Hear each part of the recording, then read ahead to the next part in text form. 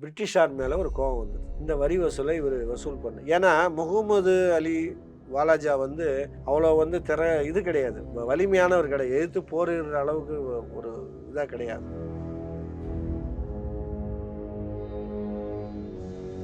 ஆர்காட் நவாப்பும் பிரிட்டிஷ்காரர்களும் படையை ஒரு திரட்டி, இவர்கள் தான் எதுக்கு கட்டுப்பட மாட்டாங்க இல்லைங்களா, அதனால 1755 ஆர்காட் நவாப்பு ஒரு படையை உருவாக்கி தெற்கு நோக்கி அனுப்புறாரு. இப்போ அந்த படையில யார் வராங்கன்னா ராபர்ட் கிளைவ். இது வந்து அந்த சம்பவத்தில் வந்து முதல்ல ஒரு 500 பேர் கொல்லப்படுறாங்க. அதில் வந்து இவர் என்ன பண்ணுறாருன்னா, மருதநாயகம் ரொம்ப மனம் வெறுத்து போய், இப்படிலாம் பண்ணாதீங்க, இதெல்லாம் பண்ணாதீங்க. இவங்க அதெல்லாம் பற்றி கேட்கவே இல்லை. தொடர்ந்து இவங்க வந்து இதே வேலையை செஞ்சிட்டு இருக்கும்பொழுது அவர் என்ன பண்ணுறாரு, 1956 1959 இவர் என்ன பண்ணுறாருன்னா, இது எப்படி இந்த கலவரம் அப்படின்றத வந்து ஆராய்ச்சி பண்ணுறாரு யூசுப் கான். ஆராய்ச்சி பண்ணும்போது பக்கத்தில் இருக்கிற காடுகளில் தான் இந்த கொள்ளைக்காரர்கள் பல பேர்லாம் தங்கிக்கிட்டு இங்கே வரான், திடீர்னு தாக்குதல் பண்ணுறானுங்க, அடிச்சுட்டு ஓடி போய் காட்டில் போட்டுக்கிறான் அப்படின்றத கண்டுபிடிச்ச உடனே என்ன பண்ணுறாருன்னா,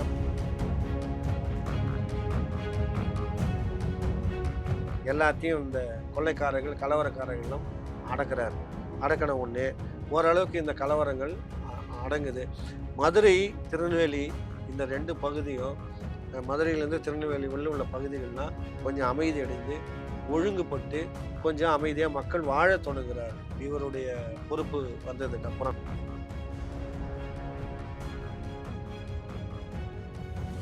பிரிட்டிஷாருக்கு எதிராகவும் இந்த யூசுப் கானுக்கு எதிராகவும் ஒருத்தர் தோன்றார். அவர் யாருன்னா, அந்த வாசுதேவ நல்லூருக்கு பக்கத்தில் நெற்கட்டு சேவலில் பூலித்தேவன் உருவாகிறார். அந்த பூலித்தேவன் தான் இவங்க 2 பேருக்கும் பெரிய பிரச்சனையா இருக்கு.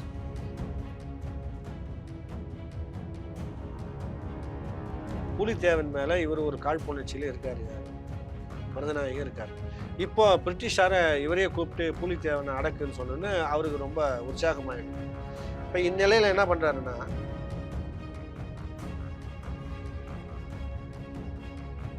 புலித்தேவனை அடக்குவதற்கான சண்டை முற்றுகை போர்கள் வந்து 8 ஆண்டு நீடித்தது. சண்டை அந்த 8 ஆண்டுகள் அவங்க போராடி தோற்று போராடி, ஒரு நேரங்களில் வெற்றி பெற்று தோற்று போராடி அவரை வந்து புலித்தேவனை வந்து ஒரு முடிவு கொண்டு வருவதற்கு 8 ஆண்டுகள் ஆனதாக பிரிட்டிஷார் வந்து பதிவு பண்ணியிருக்காங்க.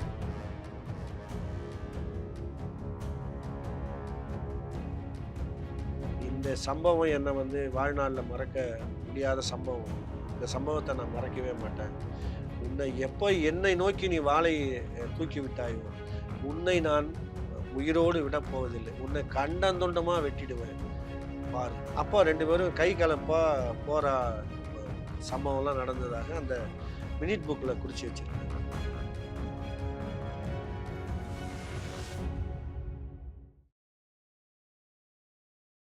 ஆச்சி மசாலா, எந்த சமையலும் ருசி தேடும் ரகசியம். 20 ரூபாய். சிட்டாசிஸ் தமிழர் 4.0 அணிகளாய் திரள்வோம், அமைப்பாய் உயர்வோம். ஜூலை 24-25 ஹில்டன், சென்னை. பிரிட்டிஷ்க்கும் பிரெஞ்சு படைக்கும் சண்டை நடக்கும்போது பயங்கரமாக சண்டை நடக்குது. அந்த சண்டையில் வந்து திருச்சியில் வந்து இவங்க தோத்துடுறாங்க. தோற்று போன உடனே அவங்க என்ன பண்ணுறாங்கன்னா,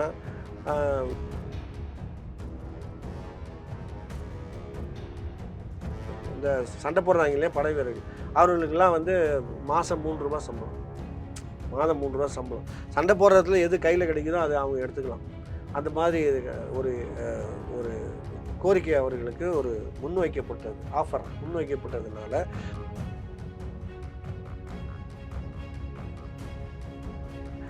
அப்புறம் அவர்களுடைய அப்போ தான் வந்து இவங்க வந்து என்ன பண்ணுறாங்கன்னா, ஹைதர் அலி எப்படி மைசூரில் எப்படியோ அதே போல் இங்கே நமக்கு பிரிட்டிஷில் வந்து இவர் வந்து யூசுப் கான், இவரை நம்ம விடக்கூடாதுன்னு சொல்லிட்டு அவர் வச்சுருக்காங்க.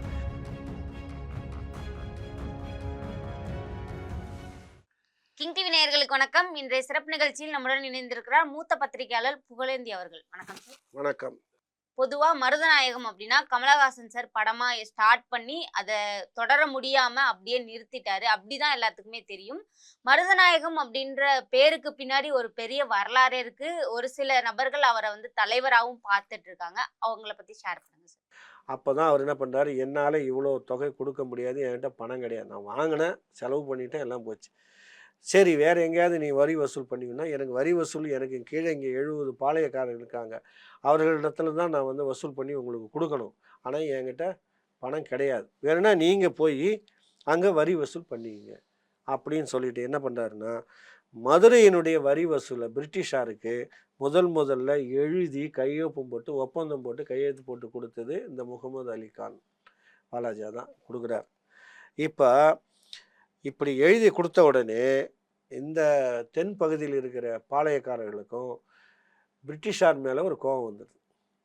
இந்த வரி வசூலை இவர் வசூல் பண்ணு, ஏன்னா முகமது அலி வாலாஜா வந்து அவ்வளோ வந்து இது கிடையாது, வலிமையானவர் கிடையாது, எதிர்த்து போரிடுற அளவுக்கு ஒரு இதாக கிடையாது. அதனால படைகளை நம்பி மட்டும்தான் இருந்திருக்காரு. இல்லை, வலுவான படை தங்கிட்ட கிடையாது, வலிமை இல்லாத ஒரு ஆர்காட் நவாப்பா இருந்ததுனால இந்த பாளையக்காரர்களை அவங்கள சமாளிக்க முடியல. எல்லாம் பெரிய வீரர்களாக இருக்காங்க, அவங்களும் சமாளிக்க முடியல. அதனால அந்த பக்கம் வரி வசூலிக்காமல் விட்டுட்டார். இப்போ வந்து பிரிட்டிஷாருக்கு மதுரையினுடைய வரி வசூலை நீங்கள் பண்ணிக்கோங்க அப்படின்னு சொல்லி எழுதி கொடுத்துருக்காரு. இப்போ ஏற்கனவே இந்த இவர்கள் இருந்தார்களே, விஜயநகர பேரரசு இருக்கும் பொழுது மதுரையை வந்து ஒரு தலைமையிடமாக கொண்டு அவங்களை ஆட்சி செய்யும்பொழுது தமிழ்நாட்டில் இந்த மதுரைக்கு பக்கத்தில் இருக்கிற தமிழ்நாட்டினுடைய நிலப்பரப்புகளை வந்து 72 பாளையங்களாக பிரிக்கிறார்கள். பிரித்து ஒரு பாளையத்துக்கும் ஒரு ஆளை நியமிக்கிறாங்க. அப்படி நியமிக்கப்பட்டவர்கள் தான் இந்த பாளையக்காரர்கள். இதில் வந்து நீங்கள் பிரிட்டிஷார் ரெக்கார்டில் பார்த்தீங்கன்னா பால்கரீஸ்ன்னு இருக்கும். பால்கரீஸ் அவங்க பாளையக்காரர்கள், இதில் பால்கரீஸ்ன்னு இருக்கும். அந்த பால்கரீஸ் தான் வந்து 72 பாளையக்காரர்கள். இப்போ இந்த 72 பாளையக்காரர்களும் முகமது அலி வாலாஜா எழுதி கொடுத்த ஒப்பந்த பத்திரத்தின்படி பிரிட்டிஷாருக்கு வரி வசூல் செலுத்த வேண்டிய கடமைக்கு உள்ளாகிறாங்க. இதனால் அவங்களுக்கு கோபம் வருது, நாம் ஏன் பிரிட்டிஷ்காருக்கு பணம் கட்டணும் இப்படின்னு கோபம் வருது. அப்புறம் 1755 ஆர்காட் நவாப்பும் பிரிட்டிஷ்காரர்களும் படையை ஒரு திரட்டி, இவர்கள் தான் எதுக்கு கட்டுப்பட பண்ணுறாங்க இல்லைங்களா, அதனால் 1755 ஆர்காட் நவாப்பு ஒரு படையை உருவாக்கி தெற்கு நோக்கி அனுப்புகிறார். இப்போ அந்த படையில் யார் வராங்கன்னா ராபர்ட் கிளைவ், அடுத்தது வந்து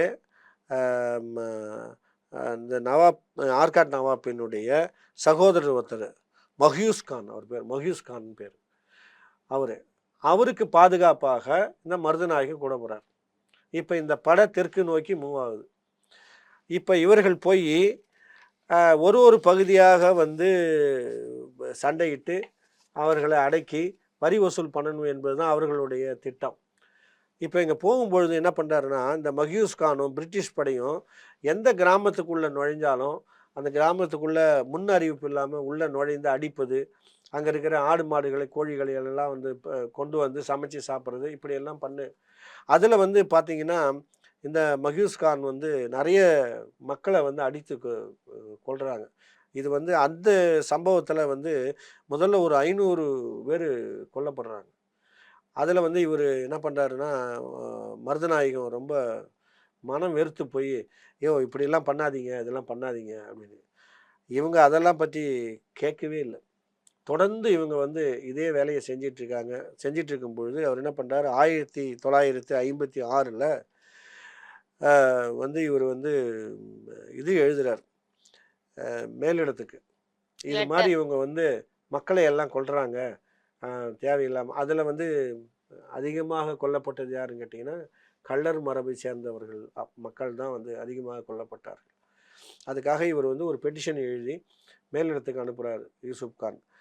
அப்புறம் வந்து அவர் என்ன பண்ணுறாங்கன்னா,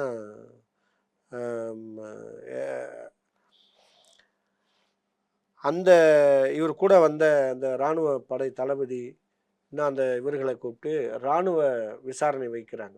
அந்த அளவுக்கு இவர் வந்து இந்த மாதிரி வேலைகள்லாம் மக்களுக்கு ஆதரவாக தான் முதல்ல பண்ணுறாரு. அப்புறம் இதெல்லாம் முடிஞ்ச பிறகு 1956 யூசுப் கானை நீங்கள் மதுரையை வந்து நீங்கள் பொறுப்பேற்றுக்கிட்டு வரி வசூல் பண்ணி கொடுங்க அப்படின்றது பிரிட்டிஷ்கார் அவரை வந்து நியமிக்கிறாங்க 1956. அப்போது வந்து இப்ப யூசுப் கான் மதுரையில இருக்காரு அப்படின்னா பெண்களுக்கு பாதுகாப்பு இருந்துச்சு, மதுரை மீனாட்சி அம்மன் கோயில் எல்லாம் மீட்டிருக்காங்க அப்படின்னு சொல்றாங்களே சார். அது பின்னாடி வருது. எப்படி வருதுன்னு கேட்டிங்கன்னா, இவர் என்ன பண்ணுறாரு, மதுரையில் வந்து பொறுப்பேற்கும் பொழுது இந்த ஹைதர் அலியினுடைய ஆதரவாளர் பர்கத்துல்லான்னு சொல்லிட்டு, பர்கத்துல்லா அவர் தான் அங்கே வந்து மதுரையில் பொறுப்பு இருக்கார். அவர் ஹைதர் அலியோட ஆள். அவர் என்ன பண்ணுறாரு, மதுரையில் அந்த மீனாட்சி அம்மன் கோயில் இருக்கு இல்லைங்களா, அதுக்கு பக்கத்தில் இப்போ நீங்கள் இந்த என்ன சொல்கிறாங்க திருப்பரங்குன்றம் மலை, அது மாதிரி மலைப்பகுதிகளில் மதுரை மீனாட்சி அம்மன் கோயில் அருகில் மசூதி கட்டுறதுக்கு அவர் ஏற்பாடு பண்ணுறார். ஏற்பாடு பண்ணும் பொழுது இவர் என்ன பண்ணுறாரு, யூசுப் கான் வந்து 400 பேர் கொண்ட படையை திரட்டி கொண்டு போய் அந்த சண்டையிட்டு பர்கத்துல்லாவை தோற்கடித்து என்ன பண்ணுறாருன்னா, அவரை வந்து டிஃபீட் பண்ணி அடித்து ஓட வர்றார். அவர் வந்து சிவகங்கை பகுதிக்கு தப்பி ஓடிடுறார் பர்கத்துல்லா. அந்த மசூதி கட்டுறது தடுக்கப்படுகிறது. அந்த பர்கத்துல்லாவால் வந்து பாதிக்கப்பட்ட அந்த மதுரை மக்கள் காப்பாற்றப்படுகிறார்கள். பெண்கள் எல்லாம் காப்பாற்றப்படுகிறார்கள். சரியான நேரத்தில் ஒரு இந்த கேள்வி நீங்கள் கேட்டீங்க. அப்போ தான் அவர் என்ட்ரி கொடுத்து அந்த பர்கத்துல்லாவை அடித்ததுக்கப்புறம் அதுக்கப்புறம் அந்த யூசுப் கான் மதுரைக்கு பொறுப்பேற்று விட்டார். அந்த பர்கத்துல்லா கானை அடித்து விரட்டிட்டார்.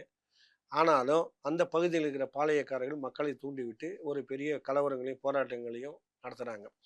இதனால் வந்து என்ன பண்ணுறாங்கன்னா, பிரிட்டிஷ்காரே வந்து என்ன பண்ணுறாங்கன்னா, நீ மதுரையை விட்டு வந்துருப்பா அப்படின்னு சொல்லி சொல்கிறார். இல்லை நான் வந்து இதை நான் சமாளிச்சுக்கிறேன், இங்கே யாரெல்லாம் வந்து தலை தூக்கி பிரச்சனை பண்ணுறாங்களோ அவரெல்லாம் நான் அடக்கிக்கிறேன் அப்படின்னு சொல்கிறார். சரி அப்படியா, சரி அப்போ நீ மதுரையோடு மட்டும் இல்லாமல் திருநெல்வேலியும் எடுத்துக்கோ. 2 மதுரை திருநெல்வேலி 2 நீ வரி வசூல் பண்ணி எங்களுக்கு வருஷத்துக்கு 1,00,000 பகோடா வந்து கொடுத்துடணும். இப்போ 1,00,000 பகோடான்னா எப்படின்னு கேட்டிங்கன்னா, 4,00,000 பகோடான்னா அது 14,00,000 ரூபாயாக கணக்கிட்டுங்க.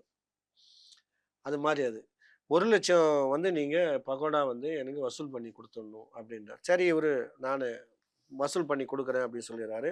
1959 இவர் என்ன பண்ணுறாருன்னா, அந்த இது எப்படி இந்த கலவரங்கள்லாம் நடக்குது அப்படின்றத வந்து ஆராய்ச்சி பண்ணுறாரு யூசுப் கான். ஆராய்ச்சி பண்ணும்போது பக்கத்தில் இருக்கிற காடுகளில் தான் இந்த கொள்ளைக்காரர்கள் பல பேர்லாம் தங்கிக்கிட்டு இங்கே வரான், திடீர்னு தாக்குதல் பண்ணுறானுங்க, அடிச்சுட்டு ஓடி போய் காட்டில் பூந்துக்கிறான் அப்படின்றத கண்டுபிடிச்ச உடனே என்ன பண்ணுறாருன்னா, காடுல தான் போய் புகுந்துக்கிறேன், உன்னை நான் இது பண்ணுறேன் பாருன்னு சொல்லிட்டு என்ன பண்ணுறாருன்னா, காடுகளுக்கு நடுவில் சாலை அமைக்கிறார். மரங்களை வெட்டி சாலை குறுக்கு நெடுக்குமா சாலை போடுறார். சாலை போட்டு என்ன பண்ணுறாருன்னா, இவர் படைகளை எளிதாக காட்டுக்குள்ளே கொண்டு போய் குதிரை படை அந்த படையோட உள்ளே போய் யாரெல்லாம் அங்கே பதுங்கியிருக்கான்னு அவனை பிடிச்சி அடித்து நொறுக்கி எல்லாத்தையும் இந்த கொள்ளைக்காரர்கள் கலவரக்காரர்கள்லாம் அடக்கிறார். அடக்கின உடனே ஓரளவுக்கு இந்த கலவரங்கள் அடங்குது. மதுரை திருநெல்வேலி இந்த 2 பகுதியும் மதுரையிலேருந்து திருநெல்வேலி உள்ள பகுதிகள்லாம் கொஞ்சம் அமைதி அடைந்து ஒழுங்குபட்டு கொஞ்சம் அமைதியாக மக்கள் வாழ தொடங்குகிறார்கள் இவருடைய பொறுப்பு வந்ததுக்கு அப்புறம். அப்புறம் இவர் என்ன பண்ணுறாரு, இந்த காலகட்டத்தில் பிரிட்டிஷாருக்கு எதிராகவும் இந்த யூசுப் கான் எதிராகவும் அங்கே ஒருத்தர் தோன்றுறார். அவர் யாருன்னா, அந்த வாசுதேவ நல்லூருக்கு பக்கத்தில் நெற்கட்டு சேவலில் பூலித்தேவன் உருவாகிறார். அந்த பூலித்தேவன் தான் இவங்க 2 பேருக்கும் பெரிய பிரச்சனையாக இருக்கார். அப்போ என்ன சொல்கிறாங்க, பிரிட்டிஷார் வந்து யூசுப் கானை கூப்பிட்டு நீங்கள் வந்து இந்த மாதிரி பூலித்தேவன் ஒருத்தர் இது பண்ணுறாரு, நீங்கள் அவரை அடக்கணும் அப்படின்னு.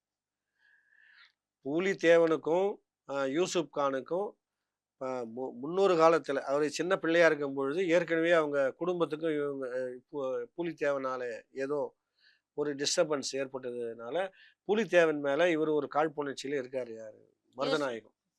மருதநாயகம் இருக்கார். இப்போ பிரிட்டிஷாரை இவரையே கூப்பிட்டு பூலித்தேவனை அடக்குன்னு சொன்னோன்னு அவருக்கு ரொம்ப உற்சாகமாயிடுது. இப்போ இந்நிலையில் என்ன பண்ணுறாருன்னா, பூலித்தேவனை அடக்கிறதுக்கு இவர் படை நகர்த்தி கொண்டு அங்கே போகிறார். இந்த தகவல் வந்து உடனடியாக அந்த திண்டுக்கல்ல இருக்கிற ஹைதர் அலிக்கு போகுது. ஹைதர் அலி வந்து பூலித்தேவனுடைய நண்பர். அதனால இவர் என்ன பண்றாருன்னா, உடனே மதுரையை நோக்கி ஒரு படையை ஹைதர் அலி நகர்த்தி கொண்டு வர்றாரு. உடனே தகவல் பூலித்தேவனுக்கு போகுது, இவருக்கு போகுது, யூசுப் கானுக்கு. ஐயா இந்த மாதிரி வந்து ஹைதர் அலி படையை எடுத்துட்டு வர்றாரு மதுரைன்னு. உடனே இவர் ரிட்டர்ன் ஆயிடுறார் எங்க மதுரைக்கு. மதுரைக்கு இவர் ரிட்டர்ன் ஆன ஹைதர் அலி படையை அங்கே கூப்பிட்டுக்கிறார். இவர் எப்பெல்லாம் பூலித்தேவனை தாக்குவதற்கு இவர் அங்கே படையை நகர்த்துகிறாரோ அப்போதெல்லாம் ஹைதர் அலி வந்து இங்கே மதுரையை நோக்கி படையை நகர்த்துவார், யூசுப் கானுடைய கோட்டையை நோக்கி. இப்படியாகவே இவர்களுடைய இது இருந்தது.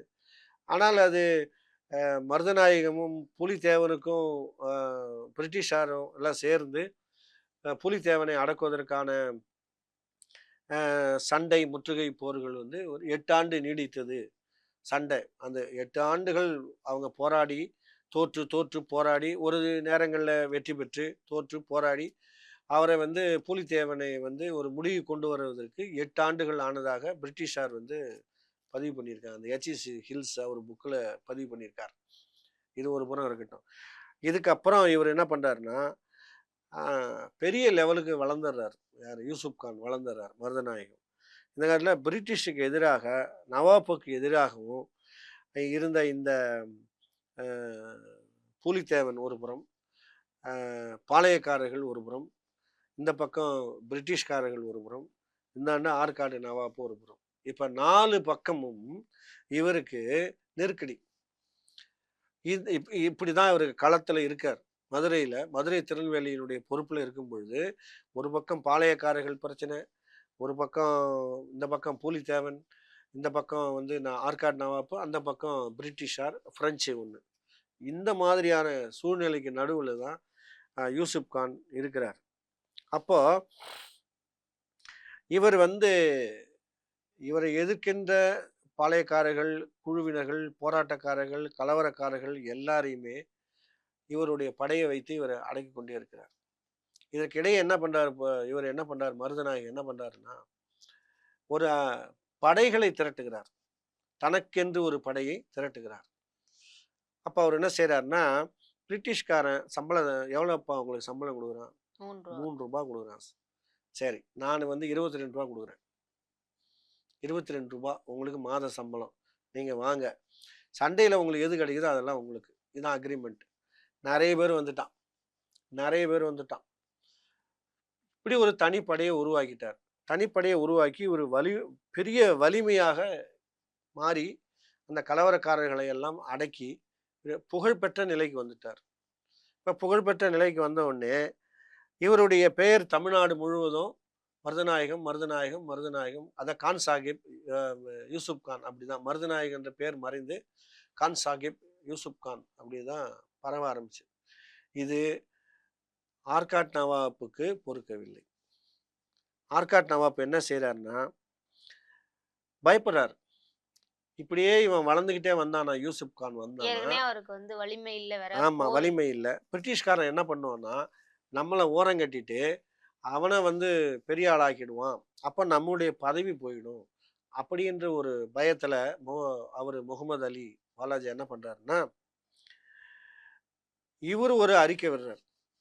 நீங்க வந்து பாளையக்காரர்களுக்கு மற்றவர்களுக்கெல்லாம் இவர் ஒரு அறிக்கை அனுப்பார். நீங்க வந்து இனிமேல் மருதநாயகத்துக்கு இது ஒரு யூசுப் கானுக்கு வந்து வரி செலுத்த வேண்டியது இல்லை, நேரடியாக என்கிட்ட செலுத்தணும். அவர்கிட்ட கொடுத்து அவர் வந்து என்கிட்ட கொடுக்குறதுலாம் வேண்டாம், நேரடியாக என்கிட்ட கொடுக்கணும்னு சொல்லிட்டு அவர் அந்த ஒரு தாக்கீது அனுப்புறார். அது உத்தரவுன்னு கூட வச்சுக்கலாம், ஆர்டர் மாதிரி போட்டுருவார். ஆமா, அதோட ஆர்டர் போட்டது மட்டும் இல்லாம அப்போ வந்து இந்த பகுதிக்கு ஆளுநராக இருந்த லார்ட் பிகோட் அப்படின்ற ஒருத்தருக்கு அவர் வந்து என்ன பண்றாருன்னா ஆற்காட் நவாப் போய் அவர் சந்திக்கிறார்.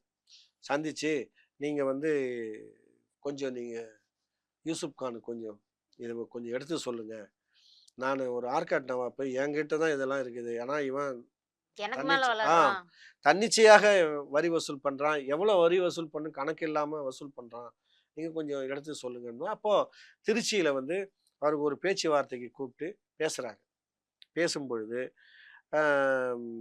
அப்போ என்ன பண்ணுறாங்கன்னா நீ வந்து நேரடியாக அந்த மாதிரி வரி வசூல் பண்ணுறதை நீ இது பண்ணிக்கிட்டு இவருக்கு வரி வசூல் பண்ணணும்னு சொல்லிட்டு அந்த லார்ட் பிகோட் வந்து இவருக்கு அறிவுரை சொல்கிறார்.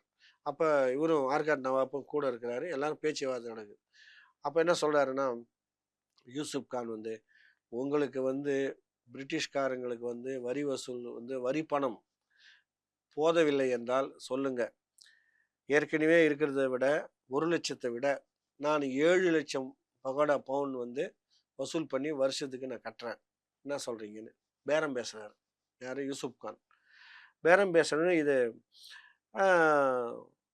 ஓகே ஓகே நீங்க அது மாதிரி பண்ணுங்க அப்படின்னு பிரிட்டிஷ்காரங்க ஒத்துக்கிறாங்க. அவங்களுக்கு தேவை அந்த வரி தான். ஆமா. அப்போ வந்து இவருக்கு கோபம் வருது. யாருது? ஆர்காட் நவாப் கோபம் வருது. ஆர்காட் நவாப் கோபம் வந்து என்ன பண்றாருன்னா, இவர் வந்து யூசுப் கானை திட்டுறாரு. என்ன திட்டுறாருன்னா வந்து, எங்ககிட்டே வளர்ந்து எங்க எதிரே சாப்பிட்டுட்டு எங்களுக்கு எதிராகவே நீ இது செய்கிறான்னு இவர் கோபமாக திட்டும்போது இவர் என்ன செய்கிறாருன்னா, யூசுப் கானு அவருக்கு கோபம் வந்து என்ன பண்ணுறாரு, வாள் எடுத்து அவரை வெட்ட போகிறார். வெட்ட போன உடனே அவர் அதிர்ச்சி அடைஞ்சிட்டார் ஆர்காட் நவாப். அப்போ அவர் தான் சொல்கிறார், ஆர்காட் நவாப் சொல்கிறார், இந்த சம்பவம் என்னை வந்து வாழ்நாளில் மறக்க முடியாத சம்பவம். இந்த சம்பவத்தை நான் மறக்கவே மாட்டேன். என்னை நோக்கி நீ வாளை தூக்கி விட்டாயோ, உன்னை நான் உயிரோடு விடப் போவதில்லை. உன்னை கண்டந்துண்டமா வெட்டிடுவேன் பாரு. அப்போ 2 பேரும் கை கலப்பா போற சம்பவம்லாம் நடந்ததாக அந்த மினிட் புக்கில் குறித்து வச்சிருக்காங்க பிரிட்டிஷ்காரங்க. அப்போ இவர் பிரிட்டிஷ்காரங்க அவங்களை விலக்கி விட்டு, நீங்கள் அமைதியாக இருங்கன்னு எல்லாம் இந்த சண்டையை விலக்கி விட்டுட்டு, இப்போ என்ன பண்ணுறாங்கன்னா, நீ சொன்ன 7,00,000 வருஷத்துக்கு 7,00,000 பக்கோடா பவுன் எங்களுக்கு வசூல் பண்ணி கொடுங்க, மதுரையும் நெல்லையும் அப்படின்னு அனுப்பிச்சிடுறாங்க. இப்போ இவர் வந்துடுறாரு, யூசுப் கான் வந்துடுறாரு. வந்ததுக்கு பிறகு இவர் பழையபடி அந்த வரி வசூல் மற்ற வேலைகள்லாம் இது பண்ணிட்டு இருக்கும் பொழுது இவருக்கு ஒரு இது வந்தது. என்னன்னா, நாம ஏன் இவ்வளோ கஷ்டப்பட்டு சண்டை போட்டு வரி வசூல் பண்ணி பிரிட்டிஷ்காரனுங்க கட்டிக்கின்னு இவனுக்கு கொடுத்துக்கிட்டு ஏன் நம்ம இது பண்ணிட்டு இருக்கணும்? நாம ஏதாவது ஒரு இதை நம்முடைய இதுக்காக நாம ஏன் செலவு பண்ணக்கூடாது. பண்ணக்கூடாது?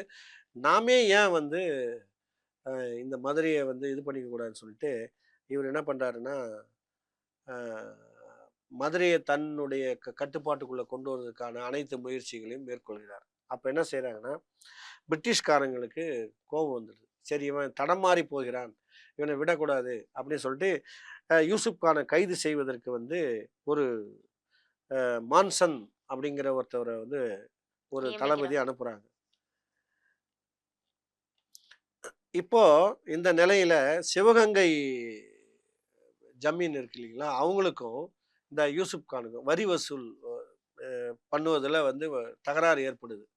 தகராறு ஏற்பட்ட உடனே அவங்க என்ன பண்ணுறாங்க, இந்த சிவகங்கை ஜமீன் வந்து இவனை வச்சிருந்தா நமக்கு ஆபத்து, இவனை விடக்கூடாது, இவனை எப்படியும் நாம் ஏதாவது ஒன்று பண்ணணும் அப்படின்னு சொல்லிட்டு என்ன பண்ணுறாங்கன்னா, அவங்களையே தன்னிச்சையாக அவங்களுக்கு இருக்கிற அதிகாரத்தை பயன்படுத்தி இந்த யூசுப் கானை வந்து தூக்கிலிட வேண்டும் அப்படி என்று சிவகங்கை ஜமீன் வந்து ஒரு உத்தரவு போடுறாங்க. இது வந்து யூசுப் கானுக்கு பெரும் கோபத்தை உண்டு பண்ணுது. அதோடு மட்டும் இல்லாமல் இவங்க என்ன பண்ணுறாங்கன்னா, இந்த சிவகங்கை ஜமீன் என்ன பண்ணுறாங்கன்னா, பிரிட்டிஷுக்கு ஒரு கடிதம் எழுதுறாங்க. இங்கே மதுரையில் பொறுப்பில் இருக்கிற யூசுப் கான் என்ன செய்கிறாருன்னா, அவர் தனக்கென்று ஒரு தனி படையை திரட்டுகிறார், பெரிய படையை வலிவுபடுத்துகிறார், உங்களுக்கு எதிராக வலிவுபடுத்துகிறார். அதாவது இதுதான் சூழ்ச்சியின் பேர். படையை திரட்டுகிறார், படையை உருவாக்குகிறார்.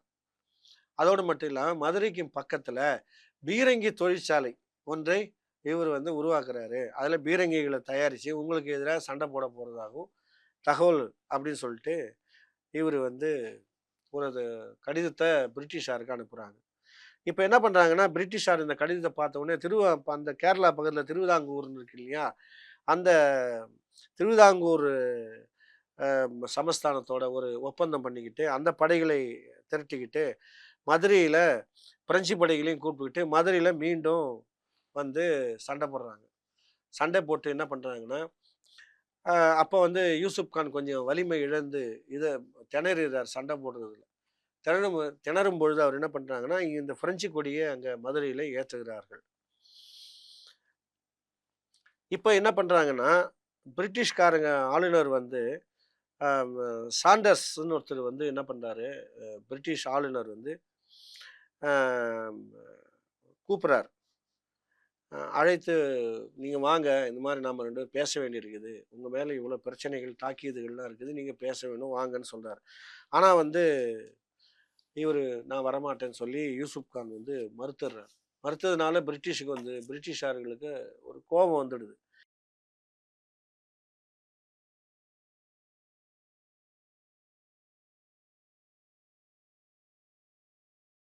ஆச்சி மசாலா எந்த சமையலும் ருசி தேடும் ரகசியம் 20 ரூபாய். சிட்டாசிஸ் தமிழர் 4.0 அணிகளாய் திரள்வோம், அமைப்பாய் உயர்வோம். ஜூலை 24-25 ஹில்டன், சென்னை.